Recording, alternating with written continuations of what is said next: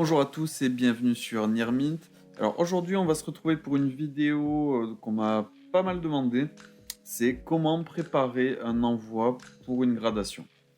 On peut tout à fait prendre juste ces cartes, les mettre dans un top loader et les envoyer, mais ça ne serait pas optimisé ni la note ni le travail des gradeurs. Donc aujourd'hui on va essayer de se poser la question de comment faire, quelle est la meilleure méthode pour le faire. Alors attention, tous les conseils que je vais donner aujourd'hui n'engagent que moi, font partie d'un process que je répète depuis pas mal de temps pour tous les envois, spécifiquement sur les cartes Yu-Gi-Oh! Donc attention, pour les autres TCG, je ne peux pas garantir que cela fonctionne et cela n'altérera pas vos cartes. Donc je vais prendre en exemple la prochaine carte que je vais envoyer. Donc je vais l'envoyer chez CCC Grading. Donc déjà, avant toute chose, la première chose à voir, c'est qu'est-ce qu'on peut espérer pour une carte. Si vous voulez envoyer des cartes un peu random, dont vous n'êtes pas sûr de l'état, en espérant choper un 8, un 9, un 10, ça ne sera pas le cas. Les cartes que l'on envoie en gradation, c'est pour leur donner à la fois une protection et potentiellement une valeur. Donc, peu de gens vont grader pour espérer un 4 ou un 5.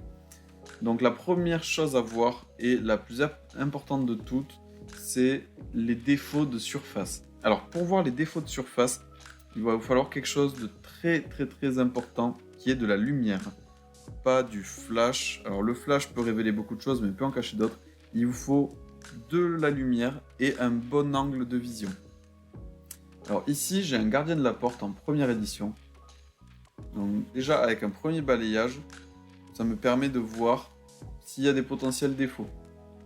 Donc ici, j'utilise un cercle de lumière très classique, que vous retrouvez un peu partout, qui me permet déjà d'avoir une première vision sur la carte. Alors, je vais essayer de le montrer à la caméra. Il y a une print line en fait qui est en plein milieu ici. Je ne sais pas si on va bien la voir. On le voit très bien à l'œil nu. Voilà, on le voit bien. Donc voilà, l'angle, vous voyez, je l'ai en face, pleine lumière. Voilà, on voit le défaut. Mais voilà, si je l'ai, je prends une photo, ce qu'on va appeler du Mint CM. Et en fait, quand on le regarde sous le bon angle, on va voir voilà, le défaut. Donc ça, les surfaces, c'est vraiment le plus important. Alors ici, je suis sur une carte qui est dans un état vraiment extrêmement bon. C'est peut-être moins probant. Je vais reprendre la même carte. Alors, est-ce qu'on va réussir à le voir? Hop. Vous voyez, quand je le passe à la lumière, ici, au niveau de mon pouce, ce qu'on appelle un point d'enfoncement. Donc, qui en gradation coûte extrêmement cher. Donc, la carte est très belle, mais il y a des points d'enfoncement. Donc, bien sûr, pour du classeur ou autre, la carte est vraiment très belle, mais a quelques défauts. Compliqué de vous montrer exactement pour l'état de surface les micro-rayons, on le verra peut-être mieux au dos. Voilà, si je la prends de face sans trop de lumière, bon, la carte n'a rien de particulier. Dès que je vais l'orienter d'une certaine manière à la lumière, voilà, on va voir tous les micro-défauts de surface qui passent à la lumière.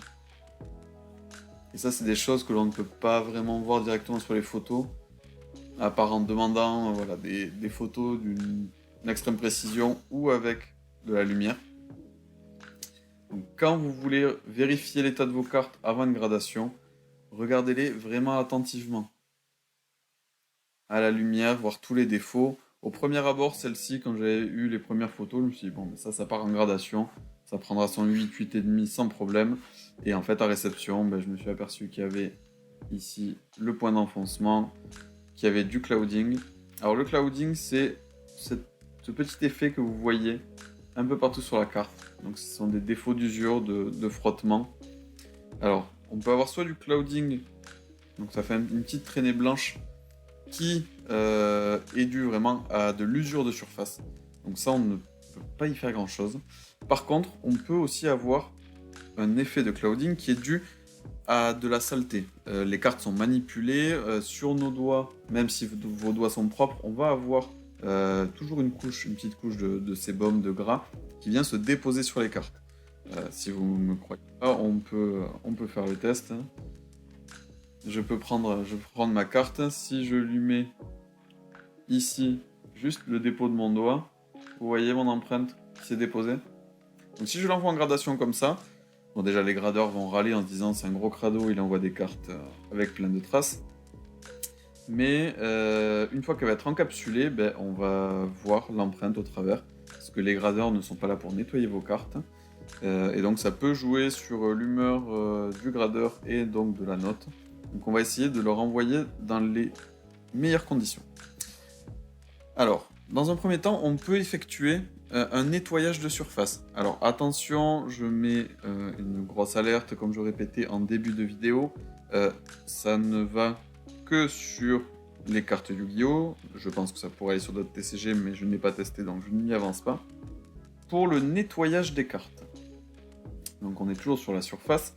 Pour le nettoyage des cartes, j'utilise des cotons démaquillants avec du produit vitre. Alors, le produit vitre bleu que vous connaissez tous.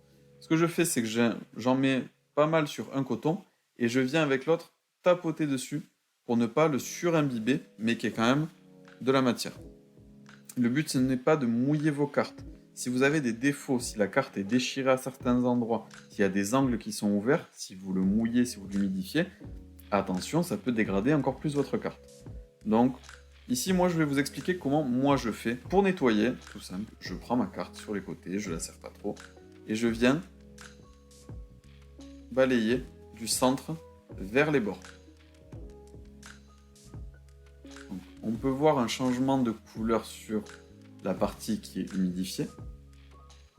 Donc, en faisant ça, le produit vide, c'est un détergent, donc il vient enlever le gras.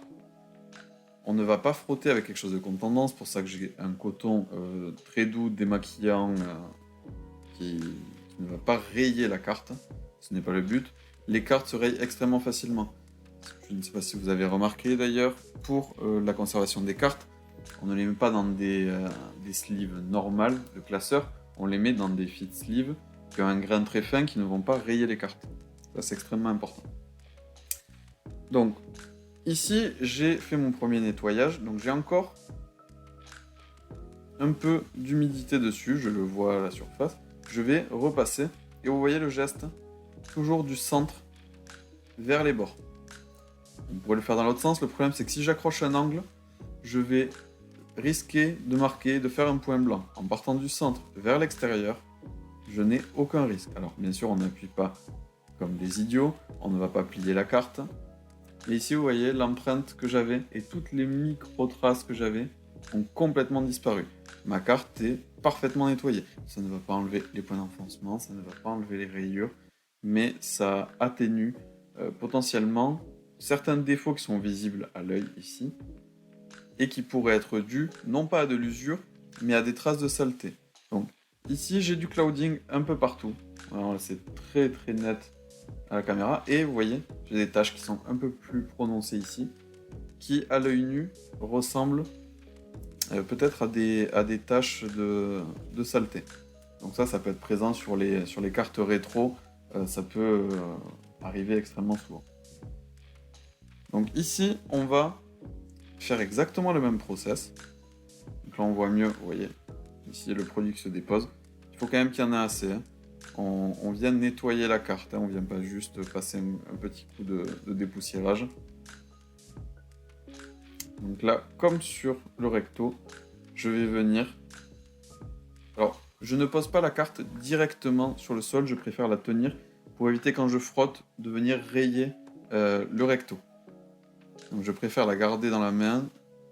Bien sûr, les angles, on fait très attention à toujours aller dans le sens de l'angle. Pour le milieu, voilà, il y a certains points où on va peut-être un peu plus s'attarder pour vérifier est-ce que c'est de la saleté ou est-ce que c'est du clouding et du défaut naturel. Alors, le clouding ne pourra pas être enlevé par un nettoyage. Potentiellement, il y a des méthodes qui existent, que je ne connais pas, qui pourraient masquer ces défauts-là, mais je considérerais ça personnellement comme de l'altération de la carte, et ce n'est pas le but ici. Ici, c'est de mettre la carte dans la meilleure condition possible pour l'envoyer en gradation.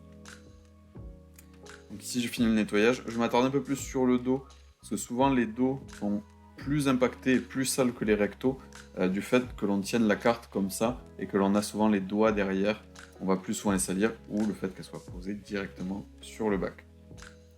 Donc, j'ai fait mon nettoyage, et j'observe que mes traces sont toujours présentes. Alors, il y a eu une atténuation générale du clouding, mais vous voyez, il est bien présent. Ce que je vous répète, c'est ici on a nettoyé la carte, on ne va pas réhabiliter une carte. Une carte qui est rayée, une carte qui a des défauts, un clouding plus prononcé ici. Et maintenant que je le regarde de plus près, effectivement, c'est vraiment un défaut. C'est une grosse rayure ici. Ce n'est pas une tache. Mais la carte est propre. La surface, c'était le premier point à regarder pour notre envoi. Le deuxième point que l'on va regarder, alors, dans l'ordre, ça va être le centrage. Donc, ici, on voit qu'on est sur un gardien de la porte première édition MRD. Le centrage n'est vraiment pas terrible. C'est une maladie très connue de ce set-là. Donc, à l'arrière, c'est pareil. Donc, le centrage, ou le centering pour ceux qui ne connaissent pas, ça va être l'alignement de l'image imprimée ici par rapport au bord. Et on va voir ici que le bord à droite est beaucoup plus fin que le bord à gauche, et pareil en bas, beaucoup plus fin qu'en haut. On remarque d'autres. Et la partie gauche est beaucoup plus fine que la partie droite. Selon les organismes de gradation, selon les séries, selon plein de choses, ça peut compter plus ou moins. CCC Grading, chez qui je vais envoyer la carte, a fait plusieurs changements au niveau des notations concernant le centering, pour quand même permettre aux cartes qui n'ont pas un centering parfait d'avoir 10, on appelle un 10 blanc, qui ne tient pas compte de ce centering, parce qu'on ne considère pas que c'est un défaut, la carte n'a pas été abîmée, elle est sortie comme ça d'usine, et une carte en parfait état, mais mal centrée, on peut considérer qu'elle est quand même mint, elle n'a pas été altérée. Le troisième point, ça va être les angles. Alors les angles, sur Yugi, c'est quelque chose de relativement simple à vérifier. Dès qu'on va avoir le moindre défaut, ça va apparaître sous la forme d'un point blanc. Ça, c'est très connu, on en voit beaucoup. Alors ici, on est sur une carte, le genre de carte que l'on a envie d'envoyer en gradation.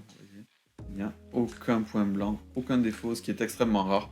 Aujourd'hui, beaucoup de cartes qui sortent directement de l'imprimerie ont directement des points blancs, sont mal coupés. Donc c'est quelque chose de très très compliqué. Alors, même si vous avez un micro point blanc, s'il y a quelques micro défauts ou autres, n'hésitez pas à l'envoyer. Votre carte est parfaite et présente un micro point blanc dans un angle, ce n'est pas grave. La carte aura potentiellement quand même 8,5, et si vraiment c'est absolument le seul défaut, elle peut potentiellement avoir 9. Donc ne vous dites pas, ah mince, elle a un angle abîmé, je ne l'enverrai pas. La chose la plus importante pour moi pour la gradation, c'est la surface. La surface sera toujours la chose qui vous fera perdre des points. Si vous avez des surfaces nickel, les angles, centering et les côtés sont un peu plus anecdotiques, même si c'est toujours important. Alors les angles, la première chose c'est vérifier les points blancs. La deuxième chose c'est d'arriver à passer la lumière ici. Et il ne faut pas qu'il y ait de marquage, de démarcation qui pourrait montrer un signe de pliure. Ça c'est quelque chose de très important. Des fois il y a des petites pliures qui pourraient passer inaperçues. Et on s'attend à un 8 ou un 9 et on récupère un 6 et on ne comprend pas pourquoi. Parce que la carte est pliée. Donc ici, il ne faut absolument pas qu'il y ait de démarcation. Alors de temps en temps, il peut y avoir des sortes d'enfoncements, des vagues. J'ai eu ça sur une de mes dernières cartes, vous le verrez dans une des vidéos, je le mettrai en fiche, où vous l'avez déjà vu, sur le dragon blanc, où on avait une sorte d'enfoncement en bas. La carte a quand même une 9. Donc c'était considéré comme un défaut d'usine.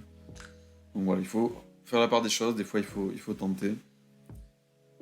Mais voilà, si vous voulez, dans tous les cas on fera la réception de cette carte là pour vérifier en détail avec le grade report. Mais pour ce genre de carte, on va espérer au moins 8,5, voire 9, même si ce serait fou. Les côtés. Alors les côtés, c'est la chose que j'ai le plus de mal à voir. Alors un défaut sur un côté se voit directement. Si on a un enfoncement, si on a une pliure, si on a... C'est à vérifier. Les côtés sont rarement très abîmés sur Yugi si les cartes ont été assez bien conservées. Mais pareil, vous voyez, en faisant passer la lumière ici sur le côté, si on voit un décroché, si on voit quelque chose de pas normal. Alors ici, on a un changement de couleur.